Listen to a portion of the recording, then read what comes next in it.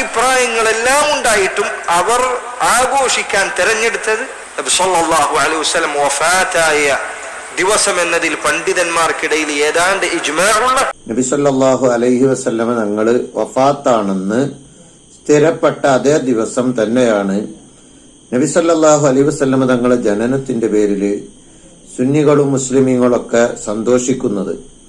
അപ്പൊ അത് ശരിയാണോ എന്ന് കൺഫ്യൂഷൻ ആക്കിക്കൊണ്ട് ഒരു മൗലവി പ്രസംഗിക്കുന്നത് കണ്ടു. ആ ചോദ്യത്തിന് മറുപടിയായി മഹാനായ ഇമാം സുയൂത്തി റഹ്മത്തുള്ളാഹി അലൈഹി അവിടത്തെ ഗ്രന്ഥത്തിൽ രേഖപ്പെടുത്തുന്നു, ജവാബുഹു അയുഖാല അവ്വല, ഒന്നാമതായി അതിന്റെ മറുപടി നമുക്ക് പറയാനുള്ളത്, ഇന്ന വിലാദത്തുഹു സല്ലല്ലാഹു അലൈഹി വസല്ലം അഅ്ലമുൻ നിഅമി അലൈനാ, തിരുനബി സല്ലല്ലാഹു അലൈഹി വസല്ലം തങ്ങളുടെ ജനനം നമുക്ക് അള്ളാഹു നൽകിയ ഏറ്റവും വലിയ അനുഗ്രഹമാണ്. വഫാത്തഹു അഅ്ലമുൽ മസാഇബ് ലനാ, അവിടുത്തെ വഫാത്ത് അള്ളാഹു നമുക്ക് നൽകിയ ഏറ്റവും വലിയ മുസീബത്തുമാണ്. എന്നാൽ വശരീഅത്തു ഹസ്സത് അലാ ഇൽഹാരി ശുക്രിൻ നിഅം വസ്സബ്രി വസ്സുകൂനി വൽകത്മി ഇൻദൽ മസാഇബ്, പരിശുദ്ധമായ ശരീഅത്ത് അനുഗ്രഹത്തിന് നന്ദി ചെയ്യണമെന്നും മുസീബത്തുകൾ മറച്ചു വെക്കുകയും ക്ഷമിക്കുകയും അതിൽ അടക്കമുണ്ടാവുകയും ചെയ്യണമെന്നാണ് പഠിപ്പിച്ചത്.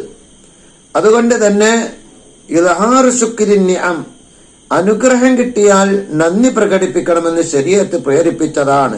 ഒരു കുട്ടി ജനിച്ചാൽ പോലും ആ സന്തോഷത്തിന് ശുക്ർ പ്രകടിപ്പിക്കണമെന്നും സന്തോഷം പ്രകടിപ്പിക്കണമെന്നുമാണ് ശറഅ് കൽപ്പിക്കുന്നത്. വലം യഅ്മുർ ഇൻദൽ മൗത്തി, ഒരാളുടെ മരണസമയത്ത് പൊറുതികേട് പ്രകടിപ്പിക്കാനോ ദുഃഖം പ്രകടിപ്പിക്കാനോ അട്ടഹാസിക്കാനോ ഒന്നും പറഞ്ഞിട്ടില്ല. ഫദല്ലത്ത്, അതുകൊണ്ട് അറിയിക്കുന്നു, ഖവായിദു ശരീഅ, ശരീഅത്തിന്റെ പൊതു തത്വം അറിയിക്കുന്നു, അന്നഹു യഹ്സുനു ഫീ ഹാദ അശ്ശഹർ, ഈ മാസത്തിൽ, ഈ പരിശുദ്ധമായ റബീഉൽ മാസത്തിൽ പുണ്യമാണ് ഇദ്ഹാറുൽ ഫർഹി ബി വിലാദത്തിഹി, അല്ലാഹുവിന്റെ റസൂൽ സല്ലല്ലാഹു അലൈഹി വസല്ലമ ജനിച്ചതിന്റെ പേരിൽ സന്തോഷം പ്രകടിപ്പിക്കണം.